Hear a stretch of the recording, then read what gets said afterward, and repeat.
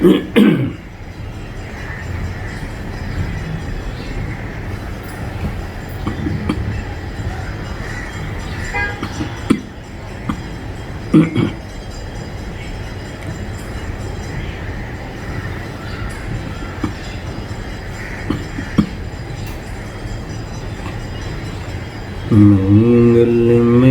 मंगलकरण वीतरागवी ज्ञान नमो ताहि जाते भय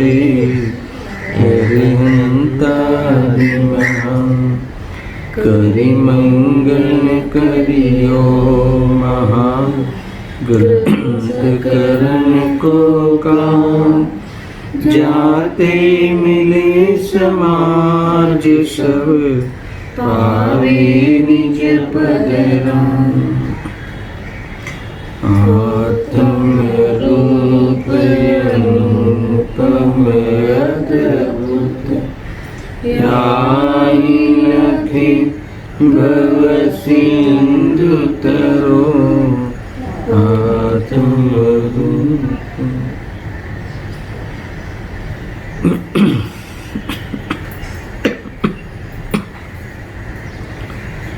कविवर पंडित श्री बनारसीदास जी के द्वारा रचित अद्भुत उपादान निमित्त चिट्ठी यहाँ इस पे स्वाध्याय चल रहा है। इस एक ही द्रव्य के आश्रित उपादान निमित्त हो उसे द्रव्यार्थिक उपादान निमित्त कहते हैं। ये उपादान निमित्त मूल विषय वस्तु है इस चिट्ठी का, मगर और इस उपादान निमित्त जो द्रव्यार्थिक उपादान निमित्त है उसको समझाने के लिए पंडित जी ने ज्ञान और चारित्र दो गुण का दृष्टांत लिया है।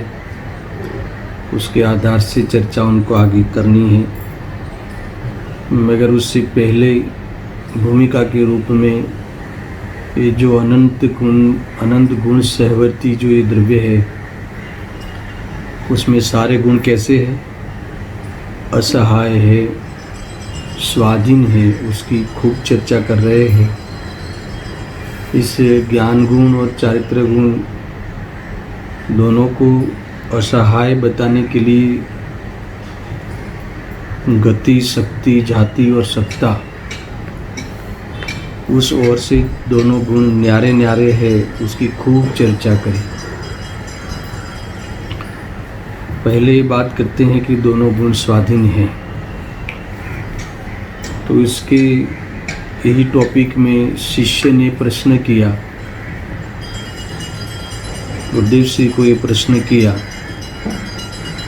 कि शास्त्र में तो ये बात आती है कि જાણેલાનું સિદ્ધાંત થાય છે, જાણ્યા વગરનું સિદ્ધાંત સસલાના શિંગડાના સમાન અસત છે એમ કહ્યું છે, હે ને? તો ત્યાં શ્રદ્ધાગુણનું પરિણમન જ્ઞાનને આધીન થયું કે નહીં? जाने बिना सिद्धांत किसका, ये प्रश्न है ना, जिनवाणी में ही प्रश्न है।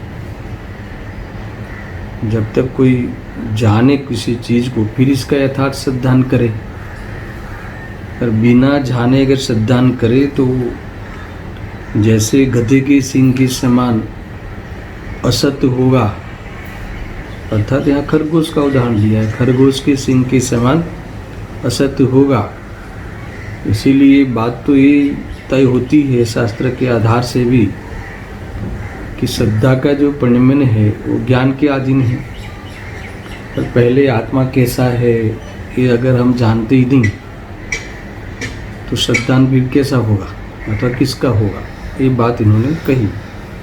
यानी ये जो व्यवहार कथन है उसका आधार लेकर शिष्य ने यहाँ प्रश्न किया है। इसका उत्तर क्या है, देखो कि ना, ऐसा नहीं है, श्रद्धा गुण का परिणमन ज्ञान के अधीन नहीं है। पहले तो ये एक शब्द में जवाब देते कि ऐसा नहीं, वस्तु स्वरूप ऐसा नहीं।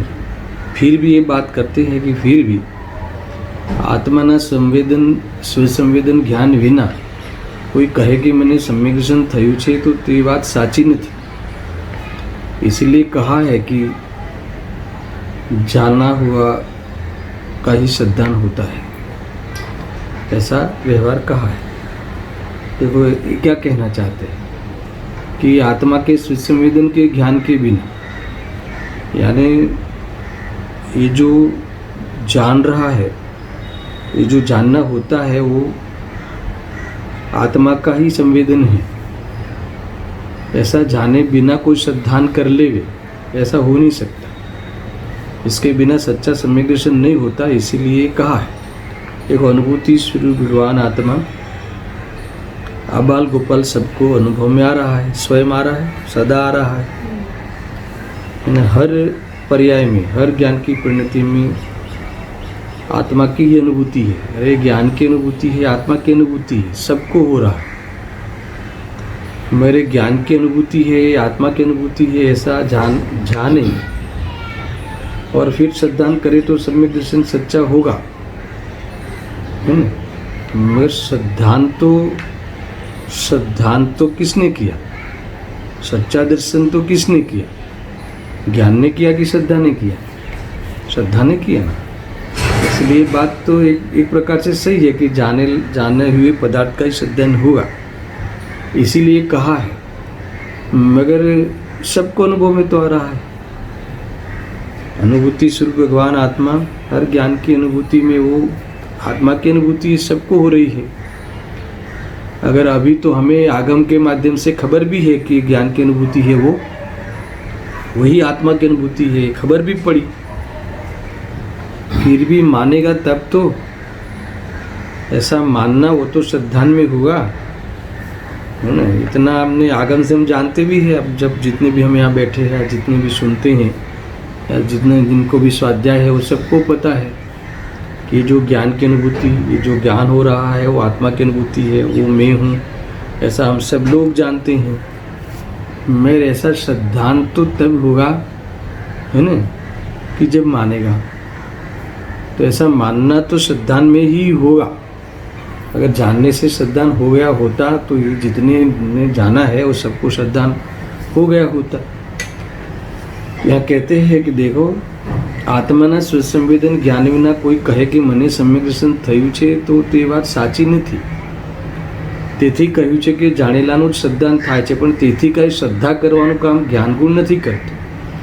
वो तो व्यवहार कथन है, ऐसा निमित्तिक है ना, व्यवहार है कि जानेगा, फिर जैसा जानेगा वैसा श्रद्धान करेगा.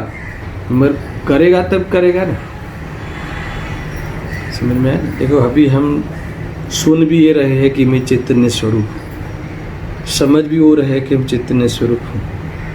मैं अगर अभी आपको पूछूं कि आप चैतन्य स्वरूप हो कि जड़ स्वरूप हो, देह स्वरूप हो, तो आप यही कहोगे भी कि मैं चैतन्य स्वरूप हूँ. फिर भी अंदर में मान्यता तो यही चलती है कि मैं पुरुष हूँ, स्त्री हूँ, ऐसा ही चलती है ना मान्यता. तो वो तो मान्यता तो तब बदलेगी कि जब मान्यता में पुरुषार्थ होगा. समझा ना? जब श्रद्धा उस रूप परिणमित होगी तब होगा, नहीं तो नहीं होगा. इसीलिए श्रद्धान से पहले जानना होता है, श्रद्धान के लिए जानना होता है. परंतु श्रद्धान जानने से श्रद्धान हो जाएगा, ये बात सही नहीं है. देखो व्यवहार परमार्थ को बताता है, परमार्थ के लिए व्यवहार का ज्ञान किया जाता है, मगर व्यवहार से परमार्थ होता है, ये बात है ना. प्रकृति को, जैन शासन को स्वीकार नहीं है. वस्तु स्वरूप में ऐसा होता नहीं. इतना ख्याल में है ना, समझ में आवे ऐसा है. પણ તેથી શ્રદ્ધા કરવાનું કામ જ્ઞાન ગુણ નથી કરતું. જ્ઞાન તો જાણવાનું જ કામ કરે છે. તે શ્રદ્ધા કરવાનું કામ શ્રદ્ધા ગુણ કરે છે. બંને ગુણ પોતપોતાના ભિન્ન ભિન્ન કાર્યને કરે છે, કોઈ કોઈને આધીન નથી. બે ગુણનું નિર્મળ કાર્ય એક સાથે થાય, તેથી કાંઈ કોઈને આધીન છે એમ નહીં કહેવાય, ऐसा कहा. देखो ऐसा है, पहले भी मैंने याद कराया था. कोई आपको ऐसा लगेगा कि ये इतनी स्वाधीनता की स्थापना करने की क्या ज़रूरत है, तो इसीलिए कि देखो अभी मैंने कहा कि हम सबको ज्ञान है, हम सबको जान स्वरूप है कि भाई ये जो चैतन्य स्वरूप है, जानना जो होता है हर समय, वो मैं हूँ, वहाँ से मेरी सत्ता है, वहाँ तक मेरी मर्यादा है ना। जानना मेरा स्वभाव है, ये सब हम कुछ जानते हैं। जो जानता है वो मैं हूँ ऐसा भी जानते हैं, मगर ऐसा जानने से मानने का हमने पुरुषार्थ अभी तक नहीं किया हो तो समय वचन नहीं होगा। तो हमें स्वतंत्रता समझने से हमारा अभिप्राय पलटने का पुरुषार्थ अगर चूक गए हो तो हमें वो ख्याल में आता है। और दूसरा कि मात्र ज्ञान बढ़ावे, है ना, और अभिप्राय न पलटावे तो काम नहीं होगा। समझ में आया ना। अभिप्राय पलट जावे फिर भी कषाय से निवृत्त नहीं होवे तो चारित्र का विकास नहीं होगा। ये ख्याल में आया। तो ये हमें आज ख्याल में आ गया कि भाई हर पदार्थ, हर गुण की स्वतंत्रता से हमें ख्याल में आ गया कि कषाय के अभाव का पुरुषार्थ चारित्र में होता है। मतलब जानने मात्र से कोई ऐसा नहीं होता। जानना तो इन्फॉर्मेशन है। कदाचित वो श्रद्धा के साथ ज्ञान सम्यक भी हो जाए, चारित्र सम्यक भी हो जाए स्वयं अपने अपने पुरुषार्थ से, फिर भी चारित्र की पूर्णता के लिए ज्ञान को कुछ नहीं करना है।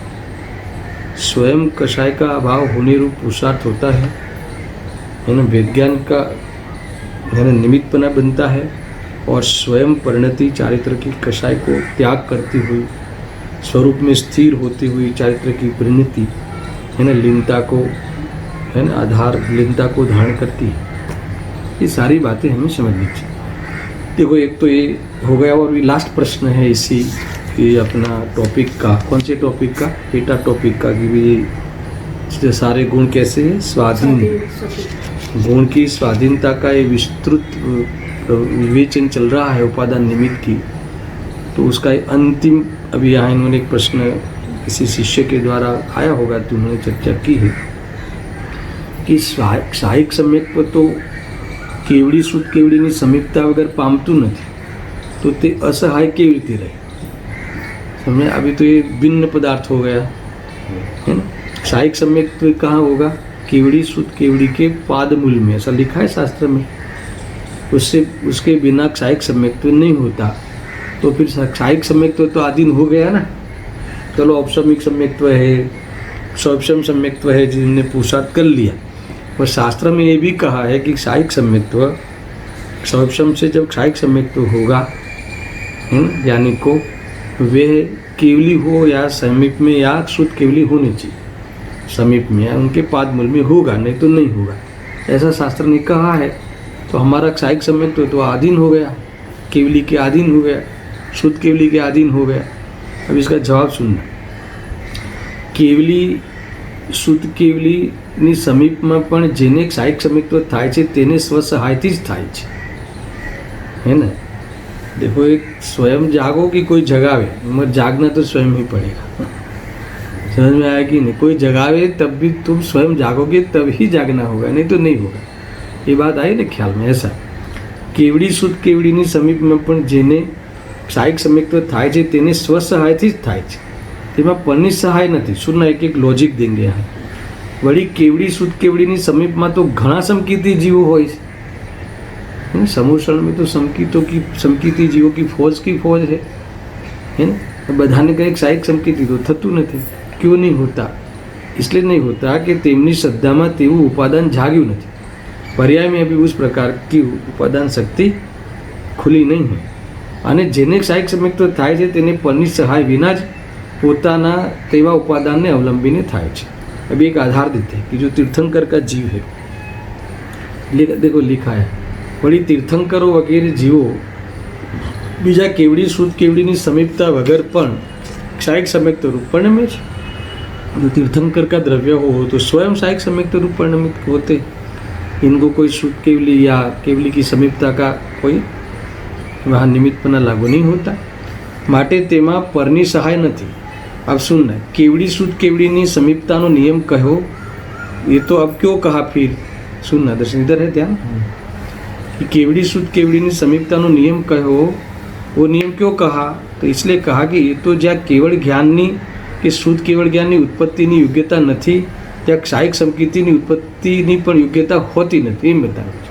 यानी जहाँ जिस क्षेत्र में केवली और शुद्ध केवली का विच्छेद हो गया है तो वहाँ क्षायिक संकेति भी का भी विच्छेद है, ऐसा ज्ञान कराया जाता है कि वहाँ ऐसे जीव नहीं पहुँचते कि जहाँ क्षायिक संकेत कर ले। ऐसे पंचम काल में यहाँ किसी को केवल ज्ञान नहीं होता, अहम दिशा को प्राप्त नहीं होता, जीव सिद्ध दिशा को प्राप्त नहीं होता है। तो इसका कारण कौन? पंचम काल। पंचम काल में नहीं होता और पंचम काल के कारण नहीं होता ऐसा नहीं है। मेरे एक स्थिति बताई कि यहाँ ऐसे जीव नहीं आए हैं कि जिनकी योग्यता में जिनकी पर्याय की शक्ति केवल ज्ञान प्राप्त कर ले हुए ऐसी शक्ति वाले जीव यहाँ नहीं आए हैं। तो जहाँ केवली और शुद्ध केवली का विच्छेद हो गया है वहाँ क्षायिक संकेति का भी विच्छेद हो गया, ऐसा जानना, बस इतना मानना। ऐसा देखो लिखा भी है यहाँ, देखो જ્યાં કેવળ જ્ઞાની કે શુદ્ધ કેવળ જ્ઞાનીની ઉત્પત્તિની યોગ્યતા નથી ત્યાં ક્ષાયિક સંકેતિની ઉત્પત્તિની પણ યોગ્યતા હોતી નથી એમ બતાવવા કહ્યું છે। ભરત ક્ષેત્રમાં જ્યાં કેવળ જ્ઞાનનો શુદ્ધ કેવળ જ્ઞાનનો વિચ્છેદ થયો ત્યાં क्षायक संकेतोનો પણ વિચ્છેદ થયો ऐसा समझना चाहिए। देखो और कुछ बात बतानी है।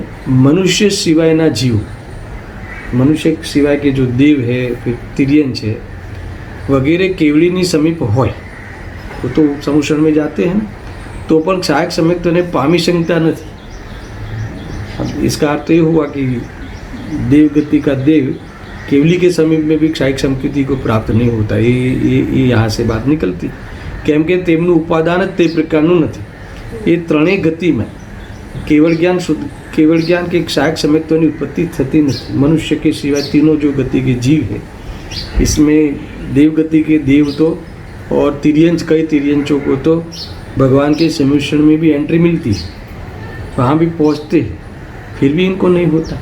नहीं होने का नियम है, ऐसा हुआ इनके आधार से। तो सुना गुरुदेव जी ने जो कहा है उसके आधार से तो। और जो मनुष्य है, जो मनुष्य जीव है वो भगवान के जहाँ केवली विराजते हो वहाँ अपना उपादान से स्वसहाय से क्षायिक संकेत कर लेता है ऐसा। आ रीते सर्वत्र उपादानने स्वसहायपणे ज कार्यनी उत्पत्तिनो अबाधित नियम है। इसमें कोई भी प्रकार का एक्सक्यूज नहीं है कि नहीं किसी को तो किसी की मदद से हो जावे और कोई स्वयं कर लेवे, ऐसा नहीं होगा। समझ में आए कि नहीं? स्वयं ही कार्य होगा, भले किसी को सुन के करे या फिर पूर्व में सुना हो और बाद में स्मरण करके करे, स्वतः सामने कोई निमित्त नहीं हो तब करे, मगर स्वयं को करना। या किसी को सुन के करे तो भी स्वयं करेगा तभी होगा, मगर किसी के सुनाने से या किसी को सुनने से कार्य होता है सम्यक दर्शन का, ऐसा नियम नहीं है। समझ में आया ना? ऊपर से वो तो स्वयं करेगा तो ही होगा, ये अबाधित नियम है। इसमें किसी भी प्रकार का है ना खंडन नहीं होता कि नहीं कोई काल में तो समोषण साक्षात समोषण में तो भगवान गिफ्ट देते हैं और पंचम काल में भगवान यहाँ आते नहीं इसलिए हमको करना पड़ेगा, ऐसा कुछ है नहीं। ये ऐसा समझना। इस प्रकार से ये जो उपादान निमित्त की जो स्वाधीनता का जो विवेचन है, इतना विस्तार से हमने गुरुदेव जी ने भी विस्तार किया, फिर उन्होंने उस विस्तार पे भी हमने विस्तार किया, काफ़ी चर्चा हो चुकी है। अभी इसको समेटते हुए और इस चिट्ठी का जो मूल विषय है द्रव्यार्थिक निमित्त उपादान का स्वरूप, उस विषय को आज प्रारंभ करेंगे। अभी इसमें समेटते हुए एक अंतिम पैराग्राफ क्या है, हजी तो भिन्न भिन्न द्रव्यना उपादान निमित्तनी स्वतंत्रता पर लोगों बेसवी कठिन पड़े। जाते जाते भी अंत में भी गुरुदेव श्री कहते हैं અહીં તો અંદરના ને અંદરના ઉપાદાન નિમિત્તની સ્વતંત્રતાની સૂક્ષ્મ વાત છે। અતિન્દ્રિય જ્ઞાન થાય ત્યાં જ અતિન્દ્રિય સુખ થાય। અતિન્દ્રિય જ્ઞાન વગર અતિન્દ્રિય સુખ ન હોય નિયમ, છતાં બંને સ્વતંત્ર। माने अतीन्द्रिय ज्ञान हुआ इसलिए अतीन्द्रिय सुख हुआ ऐसा नहीं। ऐसा देव त्या कोई सुख गुण कार्य ज्ञान गुणे नहीं कर्યું, सुख गुणे ज કર્યું છે। सुख गुण को भी ला दिया यहाँ, है ना? ज्ञान ने भी नहीं किया, चारित्र ने भी नहीं किया। ज्ञान सम्यक हुआ, ज्ञान केवल ज्ञान हो गया, अतीन्द्रिय रूप परिणमित हो गया, इंद्रियों के अवलंबन के बिना जानने लगा, है ना, और चारित्र की भी पूर्णता हो गई, इसीलिए अतीन्द्रिय सुख प्राप्त हो गया, है ना, ऐसा नहीं है। इसीलिए नहीं लगता, उस समय हुआ, सब साथ में हुआ, मगर इसके कारण हुआ ऐसा नहीं। कदाचित कह देवे तो निमित्त कारण मानना कि जब ऐसा वहाँ होता है तब ज्ञान सुख भी अतीन्द्रिय प्रकट हो जाता है, ऐसा निमित्त नैमित्तिक संबंध है। मगर ज्ञान अतीन्द्रिय हुआ इसलिए सुख अतीन्द्रिय प्रकट हो गया, ऐसा कभी नहीं होता। यहाँ ये बात यहाँ कही है। देखो, બહારના પદાર્થોમાં ઉપાદાન નિમિત્તની ભિન્નતાની વાત તો ઘણીવાર ઘણા દૃષ્ટાંતથી કહેવાएगी। अब मूल विषय पे आ रहे हैं, यानी आगे भी चर्चाओं में पूरे स्वाध्याय के माहौल में ये दो द्रव्य के बीच में, कुम्हार और मटके के बीच में, वायु और रोटी के बीच में, देह और आत्मा के बीच में, तो भिन्न पदार्थों के बीच में तो उपादान रूप से कारण कार्य संबंध होता ही नहीं, निमित्त रूप से कारण कार्य कहा है। उसका अर्थ है कि दोनों स्वतंत्र है, अपना अपना कार्य करते हैं, अपनी निजी शक्ति है, अपना अपना कार्य करने में समर्थ है। हर द्रव्य का ऐसा स्वरूप है। निमित्त नैमित्तिक प्रसंग में तुम्हें ये बात का ख्याल रखना है, निमित्तों पे देख देख कर, निमित्त की दृष्टि कर कर के, पराधीन है ना, पर की दृष्टि करके राग द्वेष को पैदा नहीं करना है। ये सारी बातें गुरुदेव जी कहते हैं कि ये तो बहुत चला समाज में, इन्हें बहुत चलते हैं स्वाध्याय कक्षों में, मगर પણ તેથી અહીં તેના વિશેષ દૃષ્ટાંત નથી લીધા, यानी इनको अभी बहुत विस्तार नहीं करना है। और उनका दृष्टांत पंडित जी ने नहीं लिया, बनारसी दास ने, उसको बात ही नहीं करी। अंत में लास्ट में एक 2.5-3 पंक्ति में इस बात का जिक्र करते हैं, ये जो पर्यार्थी नहीं वाला निमित्त उपादान, और समझा देते हैं श्रोता और वक्ता के उदाहरण देकर अंत में, लास्ट में। मगर हमने तो यहाँ, गुरुदेव सिंह ने तो यहाँ पहले ही काफ़ी चर्चा कर ली, मैंने भी उसके आधार से चर्चा कर ली, पर अब गुरुदेव जी कहते हैं कि पंडित जी ने उसको मुख्य नहीं किया है। यहाँ तो અહીં એક જ વસ્તુમાં ગુણભેદની કલ્પના દ્વારા ઉપાદાન નિમિત્ત કયા પ્રકારે છે તેની ચોભંગી, अब चौभंगी की चर्चा आएगी, थोड़ा उपयोग यहाँ रखना, चारित्र અને જ્ઞાનના દૃષ્ટાંત વડે समझावे છે। यानी सामान्य कथन तो ये है कि द्रव्यार्थिक निमित्त उपादान एक ही द्रव्य के, है ना, दो गुणों के बीच में, उस दो पर्याय वर्तमान पर्याय के बीच में घटित होता है, लागू होता है, इसलिए दोनों गुण भी स्वतंत्र रूप से परिणमित करते हैं, कोई किसी का कारण कार्य नहीं है। इतनी स्वाधीनता का स्वाद ज्ञानी तो जरूर लेता है ना, आत्मार्थी भी लेने के लिए अब उपाय करता है। इतना ख्याल में आ गया। मगर यहाँ कहते हैं कि इस दृष्टांत के द्वारा पंडित जी इसको खुलासा करने वाले हैं। और दृष्टांत में कौन से गुण को सिलेक्ट किया है? ज्ञान और चारित्र। आगे से कह के आए ना, आगे का यहाँ तक विषय तो हो गया। तेमा प्रथम तो मर्यादा बांधी, आप पुनः याद कराते हैं कि बन्ने असहाय छे, कोई कोईने अधीन नहीं। देखो, यानी कुल मिला के ये कहना है कि द्रव्यार्थिक निमित्त उपादान की चर्चा में ज्ञान गुण को क्या बनाएंगे? उदाहरण में निमित्त, और चारित्र गुण को उपादान। दो ध्यान रखना, पहले तो दो गुण कौन से हैं? ज्ञान और चारित्र। इसमें निमित्त किसको कहेंगे? ज्ञान को, और चारित्र को उपादान कहने वाले हैं। यानी ज्ञान गुण के कार्य को, ज्ञान गुण के परिणमन को यहाँ निमित्त तरीके लेने वाले हैं, और चारित्र में जो परिणमन होगा इसमें उपादान में लेने वाले हैं। ठीक है, इस प्रकार से उदाहरण चलने वाला है। तो कोई किसी को ऐसा हो कि आप उदाहरण में भी चारित्र को उपादान में क्यों लेते हो और ज्ञान को निमित्त में क्यों लेते हो, सुनना बराबर से। इसलिए लेते हैं कि जो मोक्ष मार्ग है, मोक्ष मार्ग में सम्यक दर्शन, सम्यक ज्ञान, सम्यक चारित्र है ना, इस निश्चय रत्न त्रय को मोक्ष मार्ग कहते हैं। तो मोक्ष मार्ग में मूल रूप से जो वास्तविक रीते देखा जाए तो जो निजरा होती है, मुक्ति के मार्ग में जो शुद्धि की वृद्धि होती है, तो वो मुख्य रूप से श्रद्धा और चारित्र की ही बात होती है ना। और कार्य तो श्रद्धा और चारित्र का ही मुख्य रूप से गिना जाएगा। ज्ञान को तो साधन में लिया है, यानी ज्ञान साधन है, श्रद्धा और चारित्र साध्य है, ऐसा लेना। पहले ओरिजिनल में ये भी है, उदाहरण तो यहाँ लिया ही है, मगर है भी ऐसा। ज्ञान साधन है, ज्ञान वास्तव में बहिरंग साधन है, और अंतरंग जो साध्य है वो श्रद्धा और चारित्र है। तुम ज्ञान कितना भी करो पर जो श्रद्धा नहीं पलटी तो मोक्ष मार्ग का प्रारंभ नहीं होगा। इसलिए श्रद्धा को क्या कहा है? मोक्ष मार्ग का मूल कहा है। श्रद्धा मोक्ष मार्ग का मूल है। और फिर श्रद्धा हो जाए सम्यक, फिर भी अगर चारित्र का विकास नहीं हो, है ना, वितरागता की वृद्धि नहीं हो, तो धर्म की पूर्णता नहीं होती, रत्नत्रय की पूर्णता नहीं होती, जीव मुक्ति को प्राप्त नहीं होता।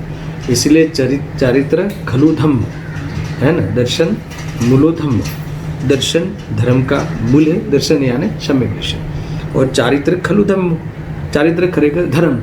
ज्ञान को तो याद ही नहीं किया, है ना। धर्म के साथ किसको याद किया? दर्शन, दो ही गुण, श्रद्धा धर्मનો મૂળ છે અને ચારિત્ર ખરેખર ધર્મ છે।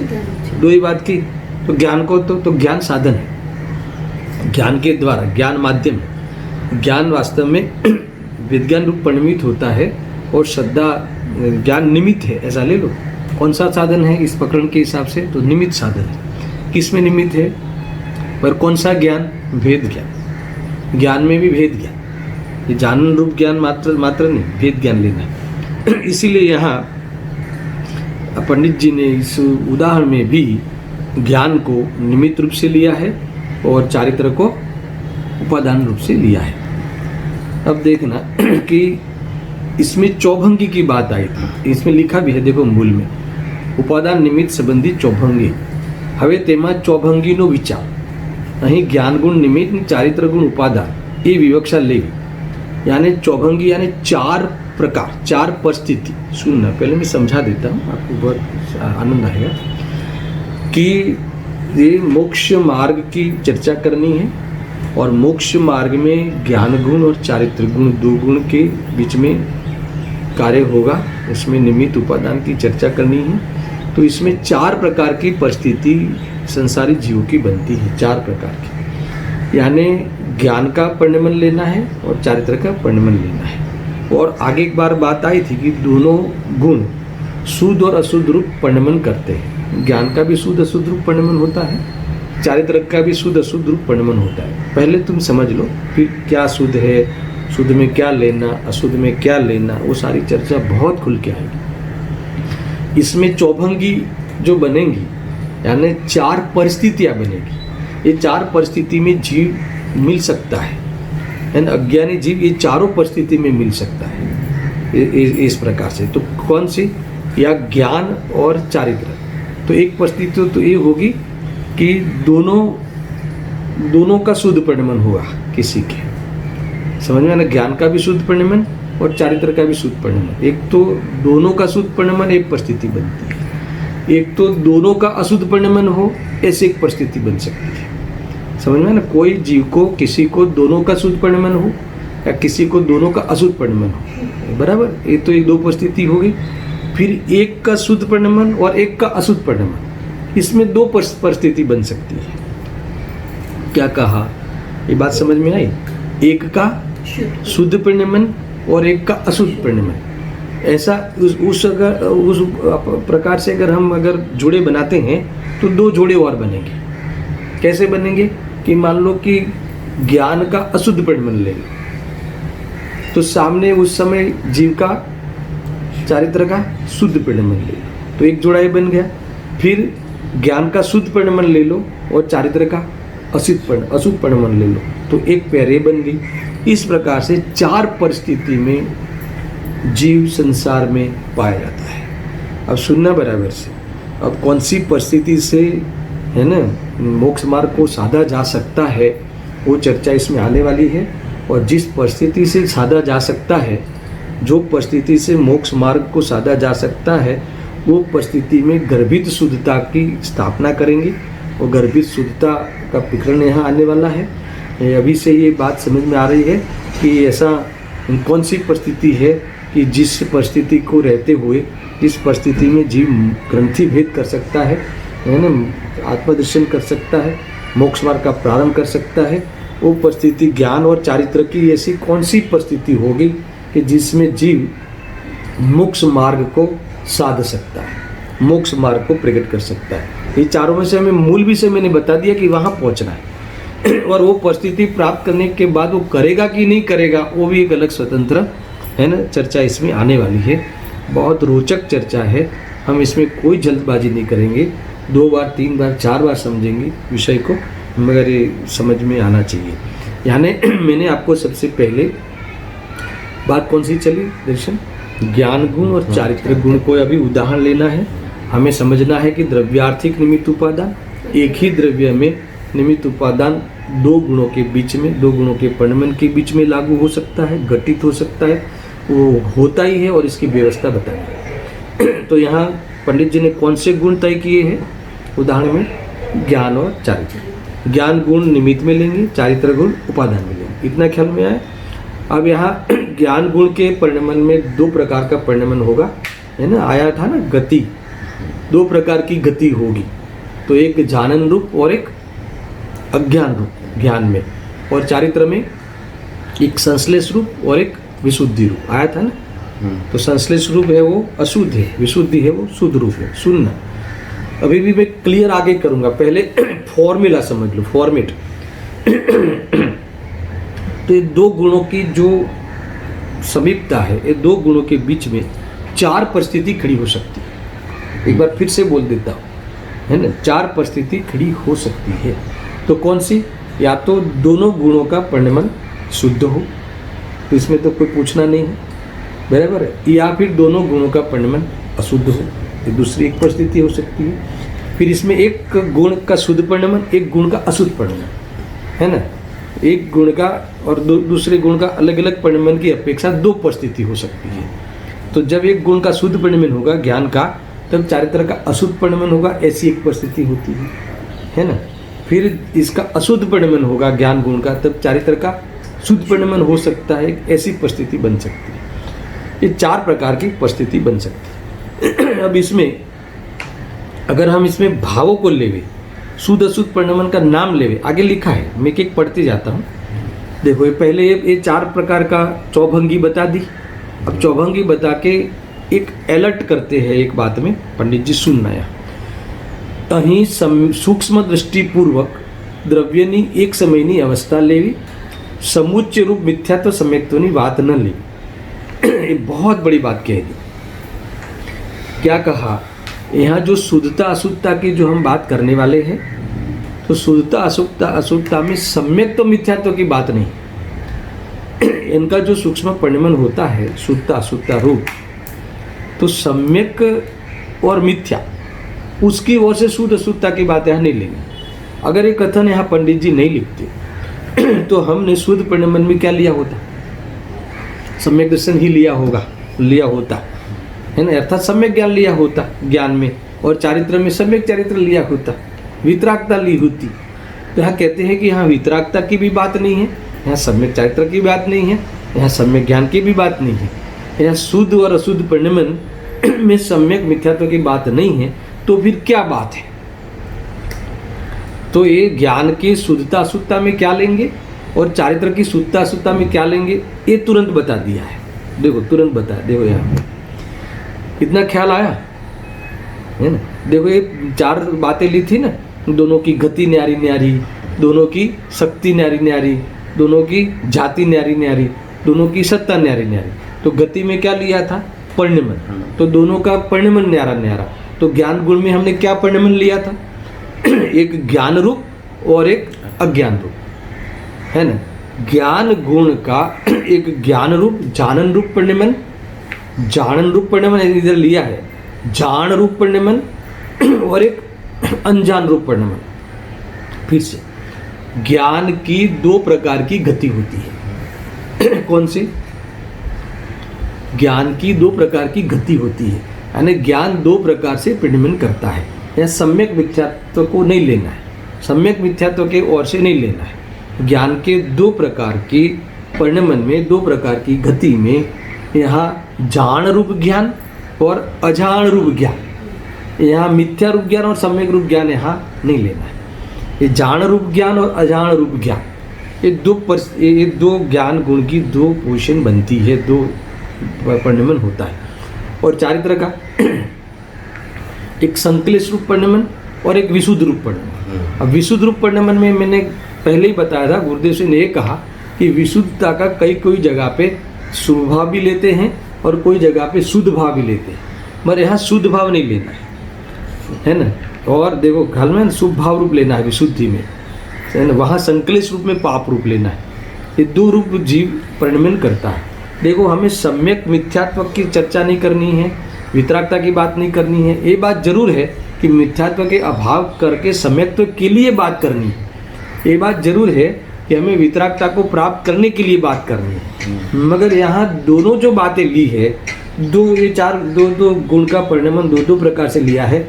इसमें उन परिणामों का परिणमन नहीं लेना है, वो तो उस रूप से परिणमन करने के लिए ये बात यहाँ रखी गई। क्या कहा यहाँ सम्यक्त्व मिथ्यात्व के परिणमन की चर्चा क्यों नहीं है? क्योंकि मिथ्यात्व का अभाव करके सम्यक्त्व तो हमें प्रकट करना है। मगर कौन सी परिस्थिति में जीव खड़े हैं संसार में, अज्ञानी जीव, और फिर कौन सी परिस्थिति में वो पुरुषार्थ करने वाला है, यहाँ ये बताना है। मोक्ष मार्ग में ले जाना है ना। कौन से गुण की? ज्ञान और चारित्र। ज्ञान में क्या होगा, चारित्र में क्या होगा, परिणमन कैसा होगा कि जिस परिणति में ग्रंथि भेद करेगा, शुद्धता को व्यक्त करेगा। अभी तो ये जो शुद्धता बताएंगे ना, वो शुद्धता भी व्यक्त शुद्धता की बात नहीं है। दोनों गुणों की शुद्धता बताएंगे ना, तो ये शुद्धता वाली परिणति ही मोक्ष मार्ग में पुरुषार्थ में कारण बनने वाली है। मगर ये दोनों शुद्धता व्यक्त शुद्धता नहीं है, गर्भित शुद्धता है।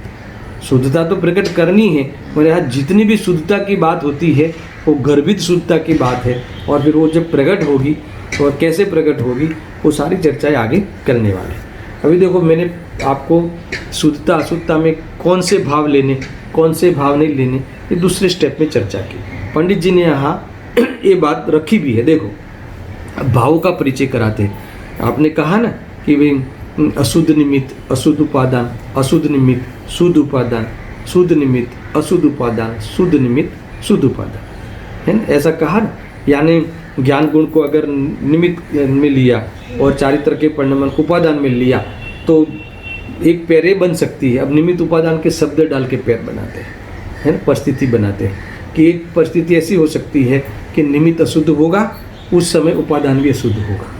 समझ में आ रहा है? तो दोनों अशुद्ध वाली बात आ गई। फिर निमित्त अशुद्ध होगा, अभी निमित्त को ही आगे लो, निमित्त अशुद्ध होगा और उपादान शुद्ध होगा, ऐसी भी एक परिस्थिति होगी, बराबर। अब शुद्ध निमित्त ले लो कि निमित्त शुद्ध होगा और उपादान अशुद्ध होगा, ऐसी भी एक परिस्थिति हो सकती है। फिर निमित्त शुद्ध होगा और उपादान भी शुद्ध होगा, एक ऐसी परिस्थिति हो सकती है। पहले मैंने सिंपल कहा, फिर निमित्त उपादान के ढांचे में डाल के कहा, और शुद्ध अशुद्धता में क्या लेना वो भी कहा। शुद्ध अशुद्धता में क्या लेना वो बात भी कहा, है ना। जान रूप ज्ञान, अजान रूप अज्ञान, है ना। ज्ञान के दो परिणाम, अजान रूप और जान रूप, ये दोनों की शुद्धता अशुद्धता लेना। देखो यहाँ लिखा है। अब जैसे निमित्त उपादान की पैर बनाई ना, जैसे परिस्थिति बनाई ना, इस हिसाब से पहले भावों की भी परिस्थिति बताते हैं, फिर निमित्त उपादान के साथ भावों की एक परिस्थिति बताते हैं, फिर विषय क्लियर होगा। फिर आगे चर्चा गुरुदेव जी के प्रवचन के माध्यम से करेंगे। देखो कैसी परिस्थिति बनेगी। अजान रूप ज्ञान होगा, किसी जीव को अजान रूप ज्ञान होगा, यानी कौन सा ज्ञान होगा? अशुद्ध ज्ञान। और उस समय चारित्र कैसा हो सकता है? संक्लेश हो सकता है, बराबर। और चारित्र विशुद्ध भी हो सकता है, दोनों हो सकता है ना। फिर से जब अजान रूप ज्ञान हो तब चारित्र में कैसा हो सकता है? संक्लेश रूप चारित्र हो सकता है। और कोई समय सुनना, इनके ही थीम के हिसाब से जाते हैं। फिर से बोलता हूँ कि जैसे अजान रूप ज्ञान, यानी ज्ञान का कैसा परिणमन हो गया? अशुद्ध। उस समय चारित्र का कैसा परिणमन भी हो सकता है? अशुद्ध। संक्लेश भी हो सकता है। देखो ये मैं सिर्फ नाम बताता हूँ, इसका प्रयोग होगा ना तब आपको ऐसा लगेगा कि कितनी बड़ी बात कही है। पहले इसको प्रयोग, ये फॉर्मेट तो हमें समझना पड़ेगा, नहीं तो मैं कैसे इसका भावासन कराऊंगा, है ना। ज्ञान जब किसी के अजान रूप ज्ञान चल रहा है पर्याय में, तब हो सकता है कि उसी समय उसको चारित्र का उपादान कैसा हो? संक्लेश रूप, अशुद्ध। अब किसी को अजान रूप ज्ञान चल भी रहा हो और चारित्र में उपादान में विशुद्धि भी हो सकती है। ये दो हो गया। अब तीसरा, अब जान रूप ज्ञान, ज्ञान में शुद्धता हो, जान रूप ज्ञान हो, और चारित्र संक्लेश रूप भी हो सकता है। और किसी का ज्ञान जान रूप हो तब चारित्र विशुद्ध भी हो सकता है। तो चार परिस्थिति भाव की ओर से कही। अब निमित्त उपादान और भाव दोनों को मिला के इन्होंने और तीसरा स्टेज बनाया है। ये अंदर में मूल में है, वो मैं पढ़ रहा हूँ, है ना, मात्रा आपको समझा रहा हूँ, है ना। अब ये पहले निमित्त उपादान की चौभंगी, शुद्ध अशुद्ध की कहते हुए, फिर भावों की ओर से वो चौभंगी का विस्तार बताया। अब उस भावों को निमित्त उपादान में उतार कर, है ना, निमित्त उपादान में उतार कर चौभंगी को स्पष्ट करते हैं। अभी तक समझ में नहीं आया हो कुछ भी तो चिंता नहीं करना। अभी मैं जो चौभंगी बताऊंगा, ये चौभंगी दोनों को मिला के निमित्त उपादान में भावों को उतार के, शुद्ध निमित्त और अशुद्ध निमित्त और शुद्ध उपादान और अशुद्ध उपादान में ये भावों को उतार के, शुद्ध अशुद्ध भाव के नाम को उतार कर चौभंगी की एक में यहाँ स्पष्टता करता हूँ। उसको याद रखना है और उसके आधार से सारी पूरी चिट्ठी की चर्चा आगे अब चलने वाली है। इतना ख्याल में आया? बराबर है। अब मैं बोलता हूँ, देखो, सबसे पहले जे समय ज्ञाननी अज्ञान रूप गति અને ચારિત્રની સંકલેશ रूप गति, ये समय निमित्त उपादान दोनों कैसे हो गए? हाँ, कैसे? अशुद्ध हो गए। Very good. क्या कहा? क्यों ऐसा? क्योंकि ये दोनों अशुद्ध भाव है। जिस समय ज्ञान की अज्ञान रूप गति हो, अब अज्ञान रूप में क्या लेना है ना, उसकी चर्चा मैं थोड़ी देर में करूंगा, अगर आज समय बचा तो, नहीं तो कल करूंगा। सब बहुत बड़ा विषय वहां से प्रारंभ होता है ना। जैसे जे समय ज्ञानी अज्ञान रूप गति, गति यानी परिणय, अज्ञान रूप परिणय में चल रहा हो और चारित्र की संक्लेश रूप गति हो, गति यानी परिणय, तो वो निमित्त उपादान दोनों कैसे हो गए? अशुद्ध हो गए, मलिन हो गए, दोनों अशुद्ध निमित्त उपादान। पहले नंबर का आया समझ में। अब दूसरा, कोई समय अज्ञान रूप ज्ञान, यानी कोई समय में अज्ञान रूप ज्ञान का, ज्ञान की गति हो और विशुद्ध चारित्र हो, और चारित्र में विशुद्धता हो, उस रूप परिणय हो, तो यहाँ निमित्त उपादान कैसे हो गए?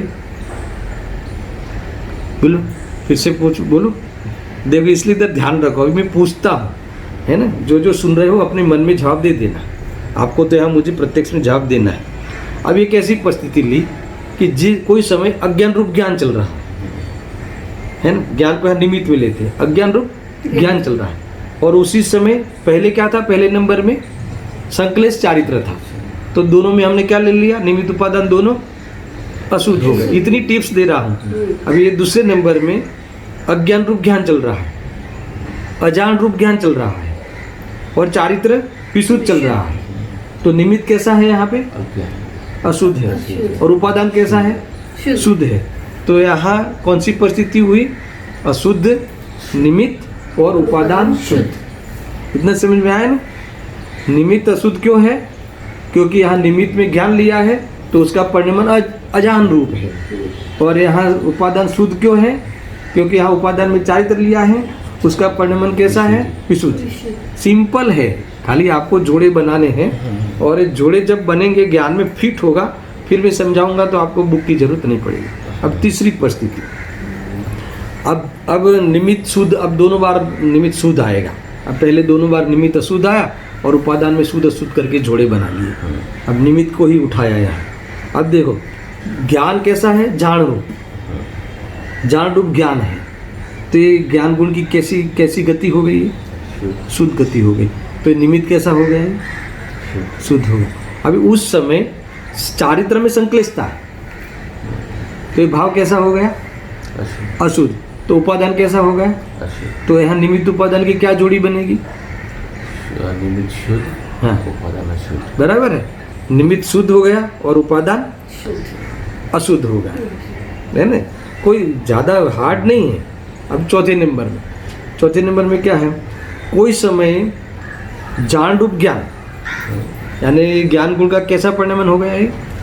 शुद्ध परिणमन, बराबर है। ज्ञान रूप का ये शुद्ध परिणमन हो गया, तो यहाँ निमित्त कैसा हो गया? शुद्ध। और चारित्र है ना, ये चौथा नंबर चल रहा है ना अपने। चारित्र गुण शुद्ध। हाँ, चारित्र भी शुद्ध है, तो यहाँ उपादान कैसा हो गया? शुद्ध चला गया, शुद्ध हो गया। यानी यहाँ निमित्त भी शुद्ध और उपादान भी शुद्ध, बराबर आया 4 जोड़ी, ऐसा है ना, क्योंकि पीछे लिखा हुआ था। तो इस प्रकार से निमित्त उपादान की चौभंगी हुई है। चौभंगी सुनी थी नहीं, 4 परिस्थिति हुई। अब यहाँ कहते हैं कि एक प्रकारे जीवनी अन्य अन्य दशा सदाकाल अनादि थी। गुरुदेव जी इसमें लिखते हैं कि અહીં જે 4 પ્રકાર કહ્યા તે ચારે પ્રકાર અજ્ઞાનીને હોઈ શકે છે। ये 4 प्रकार में से कोई न कोई प्रकार में अज्ञानी रह रहा है। अब इसमें कौन सा प्रकार, कौन सी परिस्थिति मोक्ष मार्ग में है ना, मोक्ष मार्ग साधने में कारण बनती है, कौन सी परिस्थिति में रहते हुए जी मोक्ष मार्ग साध सकता है?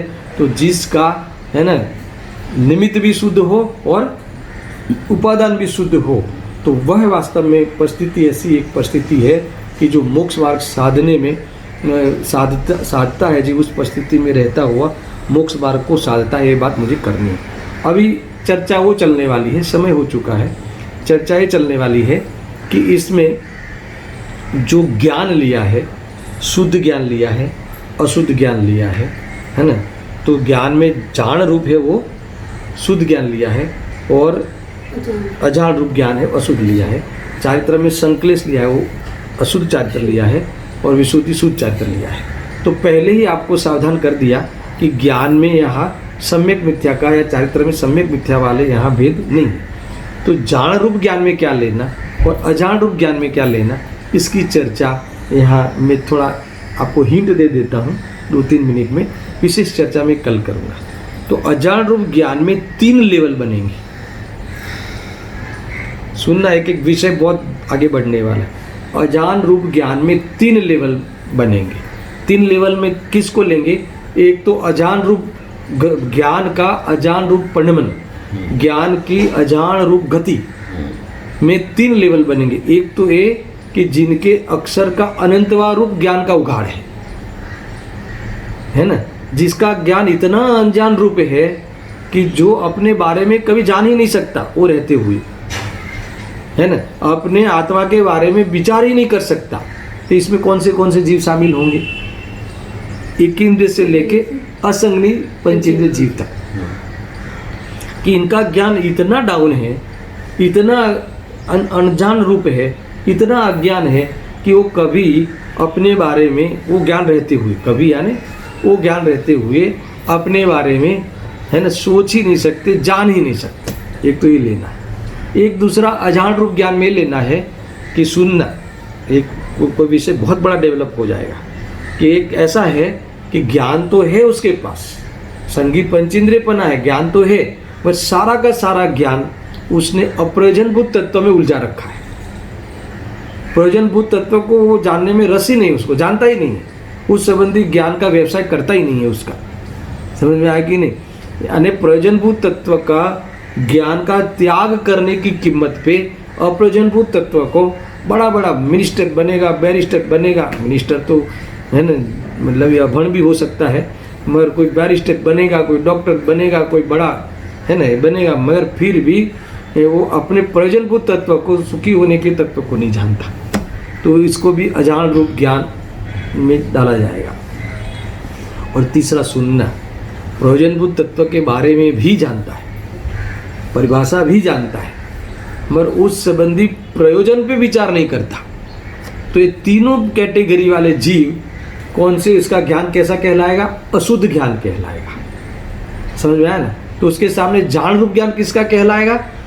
कि जिसका ज्ञान प्रयोजनभूत तत्व को जानता है। सुनना, इसमें भी बहुत 3 कैटेगरी बना सकते हैं जान रूप ज्ञान में भी। कि देखो कि एक तो ऐसा है कि हर जीव का स्वभाव जो है उसका अंश खुला रहता है, इस हिसाब से वो उसको भी जान रूप ज्ञान कह सकते हैं, मगर उससे कोई मोक्ष मार्ग साधा नहीं जाता, इसलिए इसकी चर्चा यहाँ नहीं की है। एक पूरी जानकारी लेता है, धारणा ज्ञान स्पष्ट है, समझ में आया ना? ये भी एक प्रकार से ज्ञान की शुद्धता में लिया जाएगा, मगर रियल ज्ञान की शुद्धता में तो जो ज्ञान है ना वेद ज्ञान रूप परिणमित होता हुआ अभ्यास रूप वेद ज्ञान जो लेते हैं ना मन, अब देखो, आगम रूप वेद ज्ञान तो आगम आधारित वेद ज्ञान तो ये दूसरा नंबर का जान रूप ज्ञान में लेवल में लेंगे। और तीसरा नंबर का जो लेवल है अभ्यास रूप वेद ज्ञान, कि जो वेद ज्ञान के द्वारा वेद ज्ञान की दृढ़ता बढ़ाता है, वो ज्ञान वास्तविक में कैसा ज्ञान है? जान रूप ज्ञान यहाँ लेना, यहाँ वो लेना है जान रूप ज्ञान में। और वो ज्ञान की गर्भित शुद्धता है, मगर वो शुद्धता तो है, मगर कैसी है? गर्भित शुद्धता है, व्यक्त शुद्धता नहीं है। जब ग्रंथि वेद होगा तब एक ज्ञान व्यक्त हो जाएगा, तो ये ज्ञान शुद्ध कहलाएगा। इतनी चर्चा है। इस प्रकार से चारित्र में भी चर्चा है, और भी विशेष चर्चाएं होगी, और इसके आधार से चारे परिस्थितियों के बारे में गुरुदेव श्री ने विस्तार से समझाया है। तो वो भी कल हम इसको प्रारंभ करेंगे। देखो, ये पंडित जी तो आगे बढ़ गए हैं तुरंत, फिर उनकी शैली अलग पड़ जाती है। आगे भी वो दोनों जो ज्ञान का परिणमन है उसको पैर में समझाते हैं, फिर चारित्र की पैर अलग से समझाते हैं। मगर यहाँ जो चार पैर इन्होंने बनाई पंडित जी ने, गुरुदेव श्री ने चारों पैर पे विचार किया है, एक एक पैर को लेके, एक एक परिस्थिति को लेके, कि कहाँ घटित होगा कि चारित्र भी अशुद्ध है और ज्ञान भी अशुद्ध है, निमित्त भी अशुद्ध है, चारित्र भी अशुद्ध है, दोनों अशुद्ध है, वो किसको लागू होगा और वो लागू कह के हमें कैसा वैराग्य आ सकता है, वो सारी चर्चा हम कल प्रारंभ करेंगे। बराबर विषय को एक दो बार सुनना पड़ेगा, आपको समझना पड़ेगा। सहजानंदी शुद्ध स्वरूपी अविनाशी हूँ आत्मस्वरूप, सहजानंदी शुद्ध स्वरूपी अविनाशी हूँ आत्मस्वरूप, सहजानंदी शुद्ध स्वरूपी अविनाशी हूँ आत्मस्वरूप।